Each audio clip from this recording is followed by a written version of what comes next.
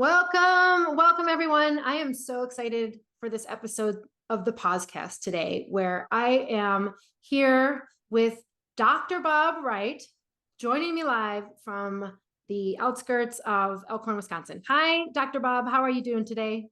Great, Rachel. Really excited to be with you. Yes. And the TLDR of this too long didn't read is Bob was my coach, my executive coach, my emotional intelligence coach, my coach for years. So I'm just so thrilled and honored, Bob, that you are here with me. And so other people can get to know you a little bit. I want to share a little bit about your background, and then we'll get into the pause that you're going to lead us through. So Dr. Bob is the founder of the Wright Foundation for the Realization of Human Potential. This is where I studied for years, and the Graduate University, the Wright Graduate University for the Realization of Human Potential.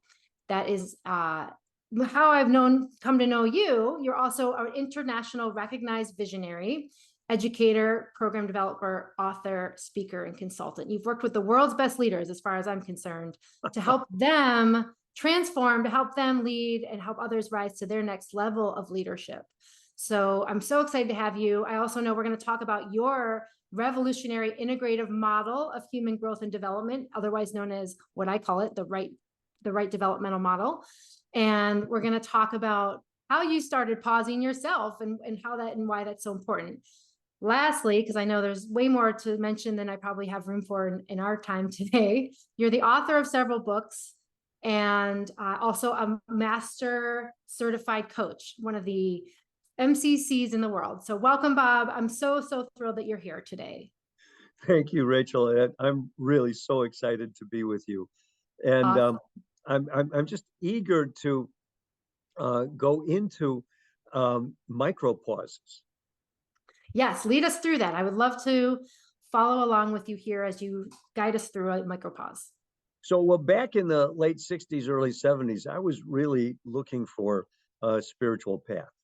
And I found Maharishi Mahesh Yogi and mantra meditation. And what I like about mantra meditation is that we don't try to still the mind. See, certain Buddhist meditations create, in my opinion, major tension in people trying to still the mind. Some, you get there sometimes. I know some of what that means. But we're what we call householders. We live in our everyday life. And so we're not necessarily going to seek that blissful, shut off of the mind in a cave.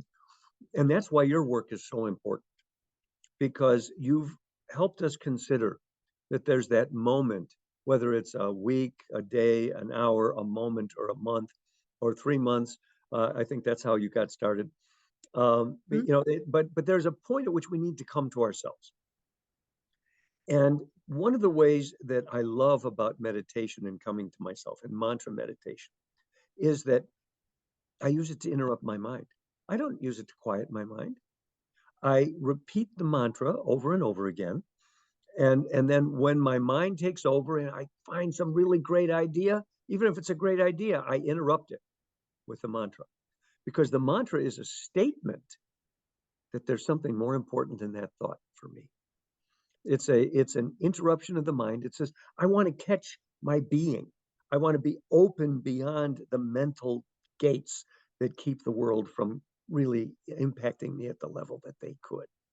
And so we use the mantra to interrupt thoughts and repeat it over and over again. And I thought we would start out and just say a little bit more about the mantra. Mantra can be any kind of sound. Some of the Jewish people I've worked with use Aleph. They take a letter from the alphabet. That's a fine way to do it. Christians use Maranatha, which is a Christian mantra. And so there are Hindu mantras, Buddhist mantras. Om Mani Padme Hum is the Buddhist one that most of us know about. But the point is, it's a sound, not about the meaning, but a sound that we use to interrupt our mind and to create a pause in the stream of thought that's going on with us. And so it's these micro pauses that I'm really excited about. But we want to understand the skill of interrupting our mind first. And so we'll do a little brief meditation. And so you can use Aleph. Um, there's a Hindu mantra I am very partial to, because I also just thought it was a man's name, Sat Chit Ananda.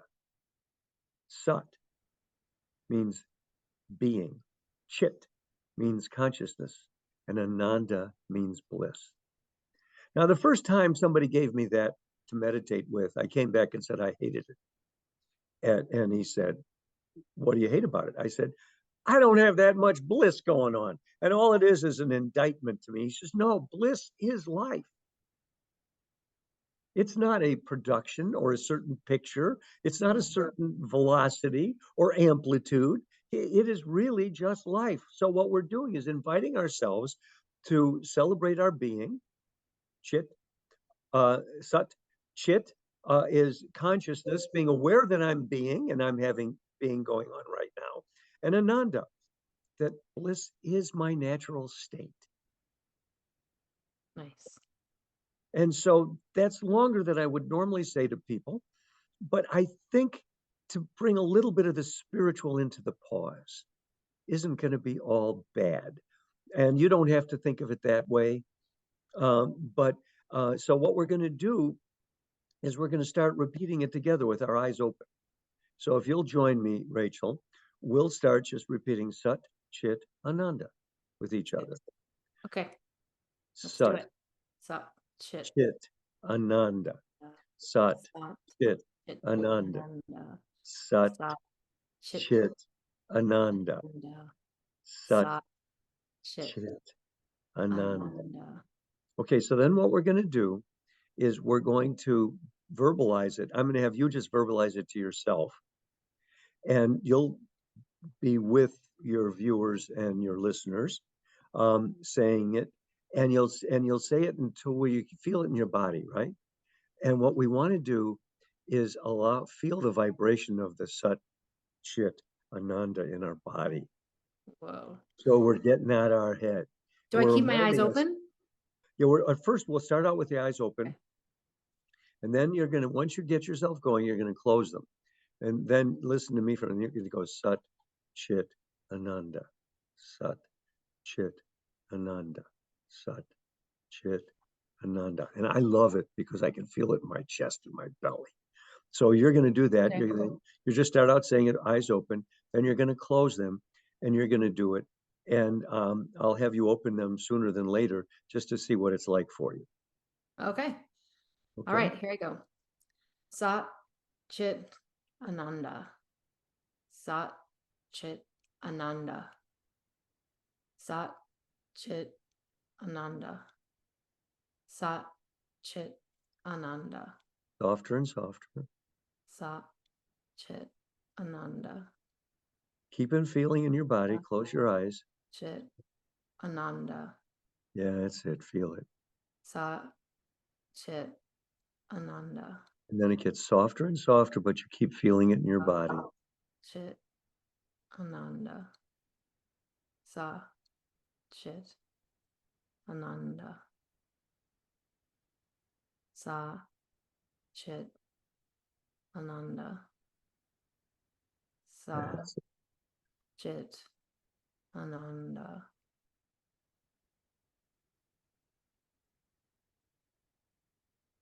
And let yourself come on back.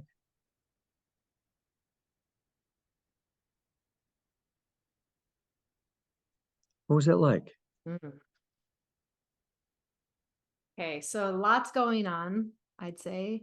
When I was saying it out loud, and even when you and I were saying it, I felt it. I felt it primarily in my chest, like right in my center core, like heart space, and it just felt like I don't know, it felt like a net, like a web or something, and contained in there in my chest, and then I just wanted to, and then it felt like slowly myself, I was relaxing into it. I felt like the words were just, it was like the words were taking on a permission to not think, something a little bit like that. And it was hard too, because I was here recording with you, and I'm like, don't think about the recording.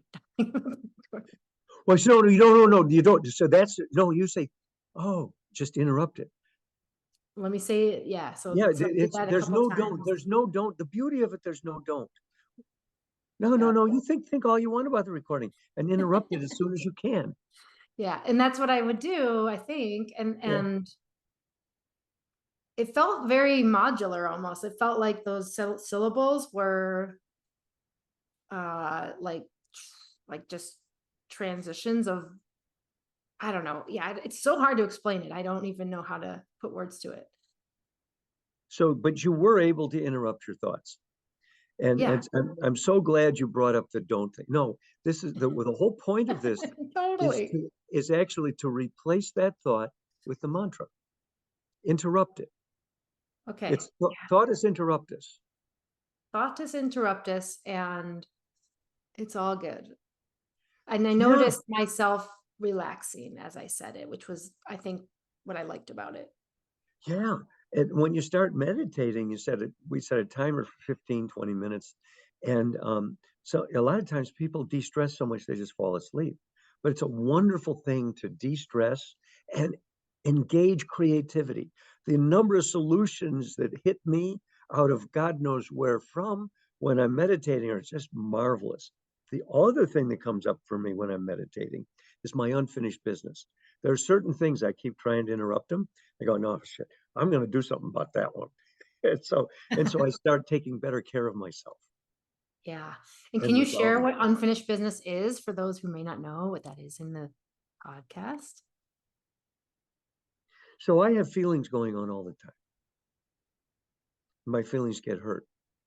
Right now, I'm kind of afraid because I want to do a good job for you. And I'm also feeling very warm and excited to be with you. And let's say that you say something that embarrasses me or hurts my feelings. But I ignore it while we just talk in our podcast. So I now have unfinished business because I have an emotion that I didn't allow to finish its natural function. So fear is to create safety, right? And hurt. Let's say you say something that I'm embarrassed about, and so my sense of myself is hurt. And so now I have two pieces of unfinished business. I have fear I didn't tend to. I have hurt that I need to reconstruct or comfort myself with. And so we are designed to be completing our experience all the time. But in another conversation, we can talk about how we learn to avoid pain more than to achieve pleasure. When you think about it, fear is trying to move me towards greater pleasure, towards safety, so I can have pleasure. Hurt is actually an emotion to deal with that sense of hurt, to heal, and to complete myself so I can experience more pleasure. Then anger is a wonderful emotion. It's to protect myself in fear. It's to help me reaffirm myself. You know, when a 2-year-old kid gets hit and hurt, they hit Yeah. back. Yeah, that's anger reconstructing themselves and communicating perfectly. I was hurt. And then anger, when we don't have too many rules against it, can help us harness and get things that are desirable. It's the fruit, it's the fuel of what we call intention, which you and I may go into later on, that helps me get and acquire things. Sadness is actually the loss of a pleasure, and joy is just full pleasure. Ananda. Thank you for going through the primary 5 emotions, Dr. Bob, because that I feel like that's one of my missions too, because I know there was unfinished business in my life that you and I know well that I wanted to complete, and I didn't know how to access some of those feelings, whether it was anger or hurt or just knowing even it was okay to feel those things. And I can't imagine the millions of people who probably have similar situations. What excited me most in your journey, which we have no contract for me to do, but I'm going to presumptuously do it, I heard you. was you really wanted to bail from your day job and get to do this. But what you did was you did the inner work of completing lots of unfinished business. So when you went into the pause business, into your coaching business, you had resolved so much you've earned the big time right to help people. Oh, thank you. And I was ready. That's the thing, I think, too. Yeah, thanks. No, Appreciate that. you prepared yourself. Yeah. And I think that's in my world, the corporate situations, I feel like there's so much of what goes on and burnout or the things that I experience too, which is really mostly that burnout, but all the things that we experience from feeling I'm not treated well or feeling like someone's out to get me or I can't get promoted. All the things I complained about is really the unfinished business. So while you're talking about that, I'm having a lot of different thoughts and was interrupting them with my own Sat Chit Nanda. I was going to say, did you use that? Okay, good. Oh yeah, I did. Absolutely. Because there's a point where I think what you're talking about is leading us into a key part of our conversation. Is you also did not know how to pause in business meetings in a way that brought you more present, resolved the unfinished business. And so what I love about your pause mission and our work today is that we want people to not blame the environment. We want them to become better and better at being themselves, at meeting their emotional needs. And in business meetings, I'll be repeating a mantra quite a bit, just allowing the meeting to take its course. And instead of me trying to say, oh, I'm potent, I can do this, I can do that, my timing gets way better at bringing what's right and fitting into the meeting. Yes. Yes. Starts with the pause. It starts with the personal internal pause, like you were saying, and our mantra was such a good example of that. And talk to me a little bit about this, because I think this is your world that you're evolving into now, right? Your next level of leadership, being-based leadership, and how do we be in the moment as leaders? I want to hear more about that. Well, for me, my higher agenda is that we grow in consciousness and responsibility, and we can make the greatest contribution we can make to a world that works for everyone. So that's kind of the big why of this game. But the little why is to complete myself, to bring myself to a greater sense of wholeness and presence with myself and with others. And as I'm noticing my thoughts in a meeting, and I'm judging this one, and this one's a jerk, and this one, oh my God, would you please speak up and stop being such a wuss, or whatever's going on. Socially incorrect, I know. So, but whatever's going on, what we start interrupting our thoughts. And now I can go, oh yeah, I'm afraid of that one. Oh yeah, I'm afraid of being like that one. Oh, now what's really going on in this meeting? Now that I find out what's going on with me, what's going on with the meeting, so I can be more conscious and more present in the meeting. You're reminding me of something that I think you beat into my head a lot, which was we project out into the world everything that we feel internally that is not okay with us, right? Yeah, there are two kinds of projections. There's our positive projections. That's what I wish I were. And you're wonderful, you're my savior. Or our negative projections, you're my demon, and you're the terrible moment of my life, when they're both aspects of me that I have not fully owned yet. Boom, mic drop moment. And pause, right? So as I pause, if I understand that, then I'm going, oh, wow, you may be a jerk, but so am I. And I'm afraid to be as big a jerk as you. I wish I was courageous as you. Oh, you may be a wuss, but so am I. And I'm afraid that I'm going to get run over and that I'm not going to stand up for myself enough. So now I'm being more me, owning my wusshood, my jerkhood, and I'm prepared to be a little more me as I express myself in the meeting, a little more my wuss integrated, my jerk integrated, and I'm able to bring more humor. By the way, when I do this, I can be way more humorous. And I can certainly be terribly tedious and heavy. But that what I find happening is the more I pause, the more I take other people into account. Mhm. And the more I realize they have feelings too, and the more I'm able to think strategically into the meeting. That's a good thing. And humor is almost always strategically helpful. Yes, strategically. I like that key word. Oh yeah, it's purposeful. I Yeah. mean, I'm in this meeting to fulfill a function, right?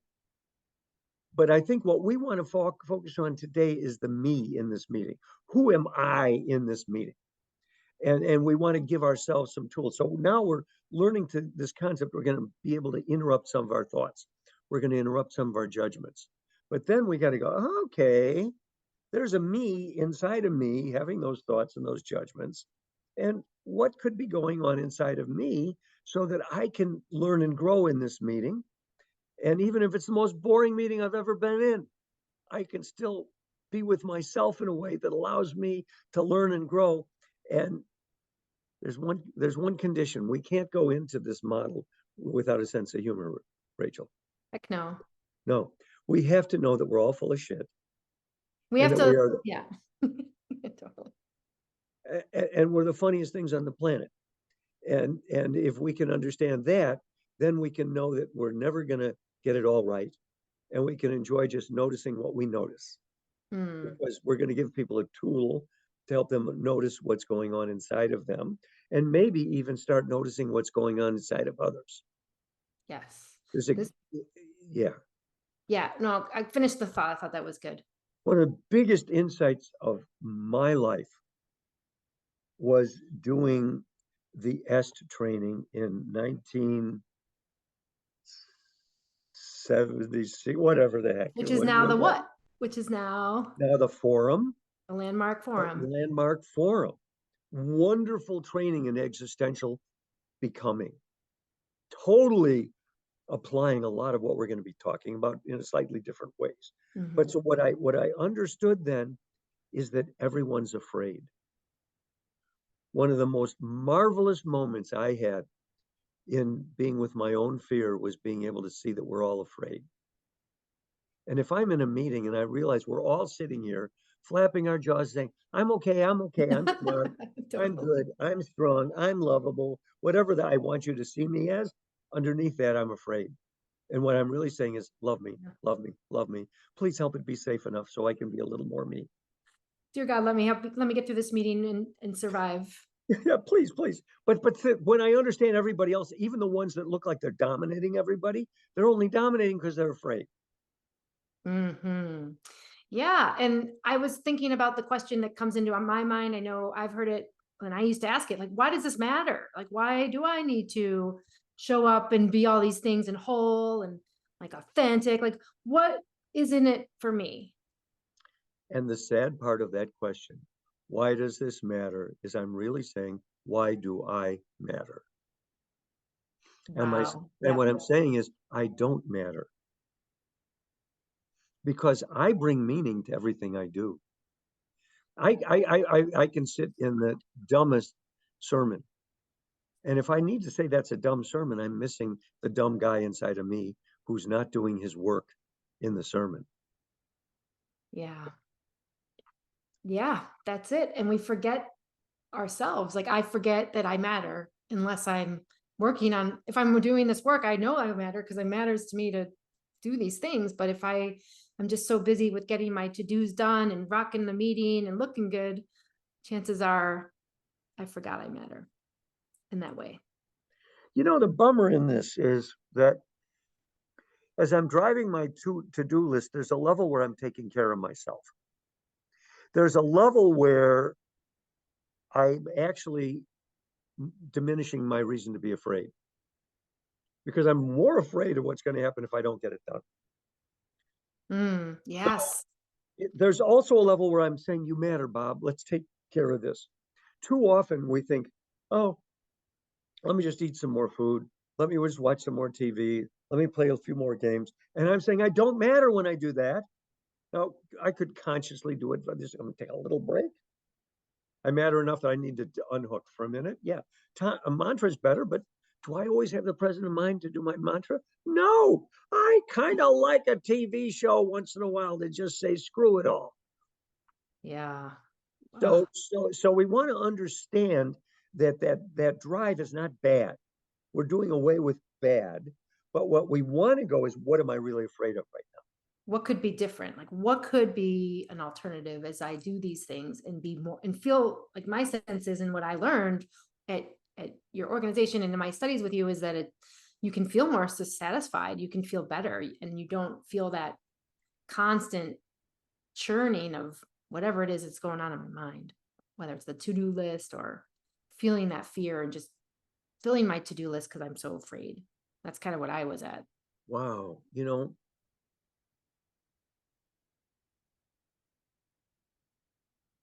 so I really get no fulfillment out of doing my to-do list under those conditions.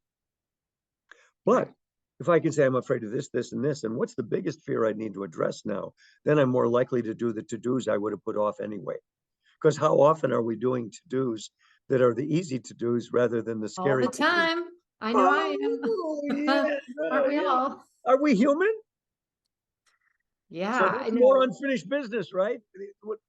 It keeps adding up. It keeps adding up, Dr. Bob. I know. And I think this is a good segue to your model. Let's talk about this incredible model, which is about how to navigate all of these feelings, how we're doing in the moment in this beingness that you're talking about, and the pausing goes in there. So I'm going to share my screen as you can give us a little Okay. introduction. And for those who Okay, aren't great. visualizing this, if you're listening to this on audio, we'll try our best to keep you Yeah. walking through.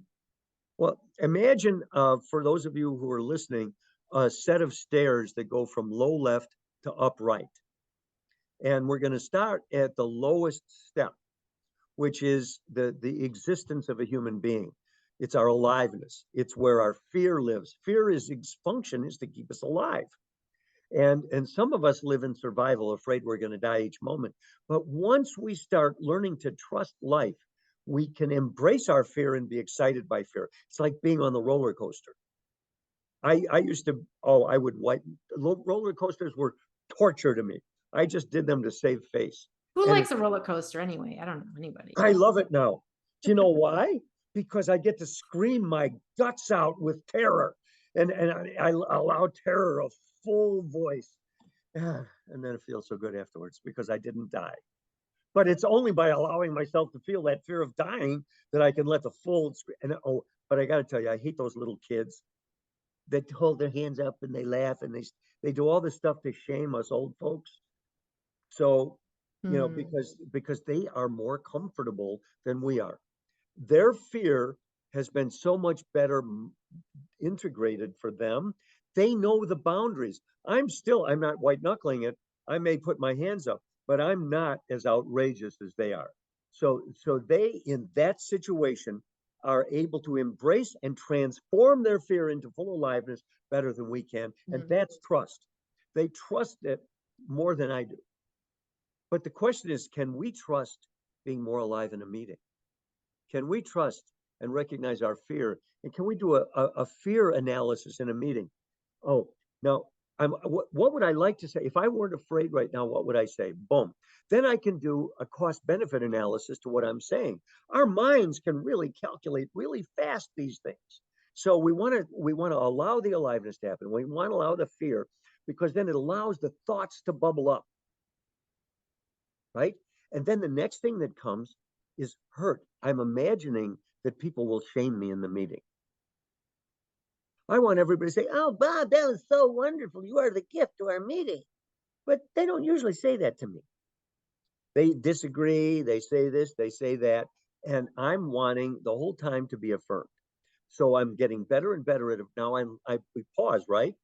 My feelings are hurt. They're disagreeing with me. Pause. Okay. I'm afraid. Pause.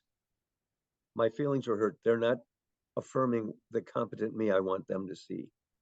Oh, and now while I'm pausing, I can listen to them better. Oh, I'm no longer just stuck in my hurt. I affirm myself by listening to myself. And now, oh, good point, John. I can give them the affirmation I want to get. Well, guess what? I'm affirming myself as I'm affirming them. Bam! Level 2, my hunger to be affirmed is there as I affirm myself in others. I'm engaging more in the meeting in more nourishing ways. thanks to my pause. So that's the second level of the stairs we're on right now, is hurt. Yes, thank you. So we have fear at the lowest level. This one is hurt. Those emotions we went into at the beginning. This is my hurt, and I'm going to go into my hurt now. And when I get really good at it, I can affirm myself. People may not agree with me, they may dislike me, but I'm on my own side. I'm getting stronger and stronger inside. But once I get stronger and stronger inside, I start not liking things. And I'm likely going to want to say, that's horse manure. But that gets me fired. So what I do is I pause when I want to say that's horse manure. So, okay, that was suicidal, Bob. Thank you for not doing that. You know, given the purpose of this project that we're on and the overall purpose of the business, I think that that may derail us. So I come up with new ways to assert myself. And I was angry because they weren't operating according to the purpose of the meeting or what I thought should happen, blah, blah, blah, whatever that is. But I pause, do a little inventory, pull myself back to myself. Just because I think so-and-so is an asshole doesn't mean that what they're saying doesn't make sense. And now I can look around my fear of them as a jerk, and I can actually agree with them where they're right. I can do level 2, affirm them. I can assert myself. Now I can say, you're right, and let's think about this. And I can get to where I wanted to go without having to put them down or break their jaw. And that's the third level. This is the third level after the hurt level. So we've got fear, level 1, hurt, level 2. Level 3 is the anger, which I think, by the way, many of us, including my historical self, didn't want to know that existed, or I was just passive or something like that. So instead of reacting, that stare, that's the vertical, I can choose to assert, and that's the power of anger. Let's go back to where you started. Yeah, you lived in a world of jerks. And you were kind of missing, as you were pointing your finger at the jerks, you were kind of missing that the other fingers were back at you. And you started looking. There was, so we're a gathering of jerks here, so let's get together. Yeah, pretty much. That was it. Yeah. But the beauty of it is we can use the anger to kind of affirm ourselves, and at the same time to reach towards a better outcome in a meeting. So we become more assertive. That is a critical element of anger. Anger isn't about blowing up at people. It's about being able to stay present to myself. This is where lots of pauses. You understand, by now you and I have talked about a million pauses. Yeah. We're talking about years of pauses. Millennia of pauses. Yes. And the other part too, in the model here on the third level, is intention. You mentioned this earlier today, because I think this is a key part of anger. Yeah. So at the first level, my sister, I'm 5 and my sister's 3, and she hits me, bam, and I hit her back, and then I get in trouble. I said, but Mom, she hit me. My mom says, you're bigger. Well, that was reactivity, right? I hit her right back. Now, over time, I'm going to learn, wait, that doesn't work. And then I may think about what she's doing. And then then the big salvation for me is the older brother in the back seat. This is the middle of the line. You go over that and you're dead meat. Anything you want on that side is yours. And so she's going to test me. She's going to go over. I can say, you're over the line. And I now have a way to affirm myself without having to get into the overt conflict. And if I'm just saying you're over the line, guess what? Mom up in and Dad in the front seat, they start saying, Jude, keep to your side. And I'm now asserting myself towards something. But the same thing goes on in business meetings. When we see a way to do things, can we do a win-lose, win-win instead of a win-lose with people? Can I want to have them be affirmed? See, too often it's easy to embarrass them too, right? Oh God, the number of times I've embarrassed people. So we are now just doing my inventory. Okay. So, but what Rachel's underlining is intentionality requires that I be in touch with my anger. And what Rachael did also was be in labs where she could express her anger with other people who had agreements. So then she was able to harness it better and better as she was advocating for clients, as she was still saying, get me out of here. get me to pause. And you have to practice. I think that was the greatest gift of the labs, the transformation labs that I was part of for years. I think about 6 or 7, where that was my biggest challenges every day. How am I gonna harness this anger? Because I hate it. And then I had to learn to be okay with my anger. And By the it way, was part of me.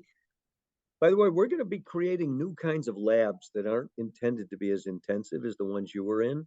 And we're going to have graduates like you we're going to invite back to lead for like 3 months. Oh, all And right. and so yeah, we're going to find all kinds of new ways to serve more people better, faster. Awesome. I can't wait to hear more about that. And that's important because I don't think there is enough things like that, practicality things in the world to help with this emotional base that we all need to be more aware of. I think pause might be a really good start for that. Maybe you and I should talk another time about you starting a lab and maybe working with you on it. Okay. Yeah. Because you've got what the brilliance of what you've done is you've taken that existential moment that you were so Rachael studied the existential philosophy in depth, but the here and now is critical to Hinduism. It's critical to Buddhism. It's critical to existential philosophy. The more that we can live, life happens in the now, right? Yeah, all the time. That's what I say all the time, moment by moment. So the more I can be fully present in the now, the more life I get to live. Yes, and that just resonates deeply, at least with me. Yeah, and I think most of us listening to this resonate with that at some point in some level as well. Do you want to cover the upper levels real quick? Well, if you want, we can. I think we've given people. We don't have to. Yeah. Because fear, hurt, and anger Taste. are the game. The truth of the matter is, when I get to the next level, which is conformity and expression of my truth to my highest vision, I'm afraid of being rejected. I have to deal with that. And I look like I belong, but I don't. I feel hurt by things people say, and I'm afraid of being hurt more. And I'm angry. And what do adolescents do to harness their anger? They complain about their parents. They complain about other things rather than being fully present and honest with each other. And so fear, hurt, and anger cause me to conform, and I must embrace them in order to tell the truth of my experience to my highest vision with a group I want to belong to and say, I love you guys. I want to be part of the group, but I don't agree with you, and I think you're really wrong. And I'm angry that you're doing that. Yeah, I'm afraid you'll reject me, but it's a price I'm going to have to pay to be me. And then that next level is I can actually say, I'm going to strive. I want to be better than you. Do you know how scary that is to compete openly with people? Who's going to get the highest A? Who's going to be the most this, the most that? Boom, boom, boom. And then what's happening is I'm really learning to commit. And so all the emotions come back in again. A lot of people strive to get more money because they're afraid they're going to die. So it's level 1. There's survival going on, right? They go from this 5 down to 1. Or some of them are actually thinking they'll be loved. Level 2, if they make more money, look better, becomes social status.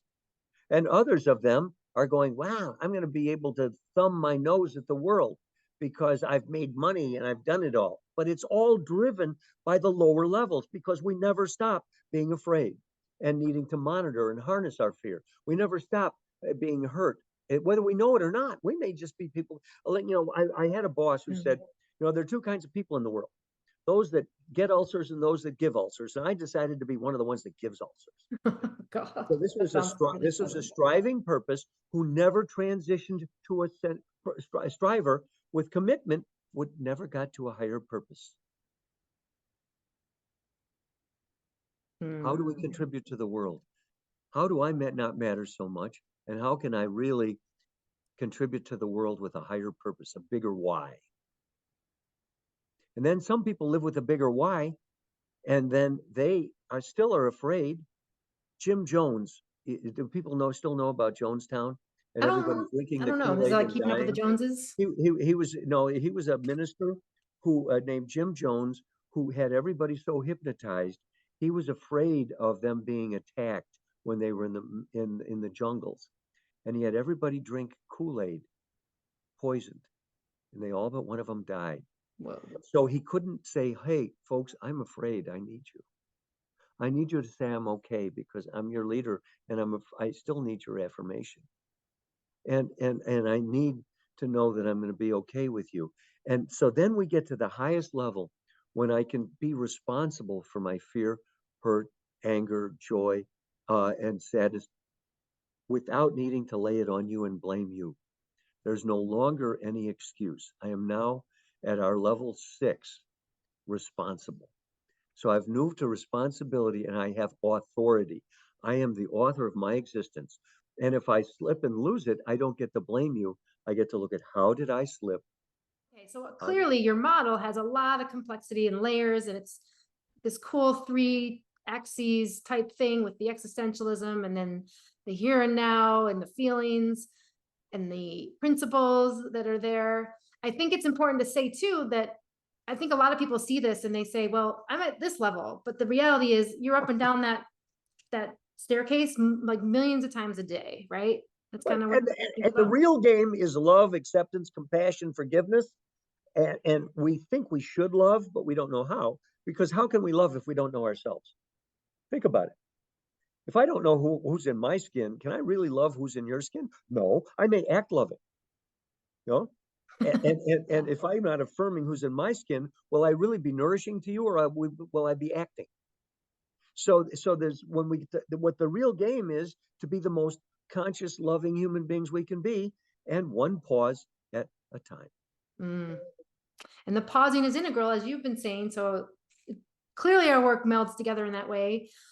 And I also think your model is such a great example of that roadmap through the wilderness, that I know you say that personally, like that's your verbatim expression. And I do think that's helpful because all of a sudden, you know, what, depending on how you feel, like what's going on. And that is so eye-opening and so, well, heart-opening too, because you get to understand, oh, I'm just hurt. I just want to affirm myself. So I'm going after this guy to try to get him to see me. And it's just, that's what it is. So we're talking about a level of pause, a discipline to pause myself in the middle of things. It doesn't, I don't have to close my eyes. I don't have to go and do something different, but I'm now really learning to pause, to collect myself, be with myself, check in with myself, so I can be more present in the world around me. And then we could always meditate. Yeah. And then you can meditate after that. Yeah. Yeah. Well, thank you for going through your model. I know I reference it a lot with my clients and just think it has helped shed so much light on really what's going on within me and within others when I'm with myself too. So thank you. Thank you for bringing this into the world for all of us. Thank you. Yeah. So let's wrap up here. I know we've done some great thoughts around, we've shared a lot of great thoughts around pausing and existentialism in your model, mantras. Where can people find out about you? What are you up to next? What's going on? I'd love to leave everyone with just a little more information about how they can learn more about you. So Judith and I are launching a new business that is called Live Wright, WRIGHT Inc., with Judith and Bob. But it's Live Wright Inc. LiveWright.com will be our URL in the beginning of January. Right now, drbob.com or bobwright.com will get you to my site, but you can also email me at drbob, DRBOB, at LIVEWRIGHT.com. Love to hear from you. Great, great. So Dr. Bob at livewright.com. We'll put those in the notes. And any last words, Dr. Bob? Anything you'd like to leave us? Anything, like one thing you want to leave us with as we sign off from our time today? You know, I'm just very mindful of how much I've learned and grown in our relationship. If you think... Likewise. Right back at you. It's a delight to see you teaching like this. I love it. Could you ever have thought, would you ever have imagined this would be a day? Now, you notice me crossing my arms and getting serious on you. I've always known that. Okay. And I've always known you could do it wherever you were. Oh, thank you. I appreciate that. I feel very seen and heard myself right now. So thank you for noticing that and recognizing it in me. I feel very affirmed. Thanks. All Good. right, Dr. Bob. Well, thank you for joining us today, and Thank you. I look forward to our ongoing discussions.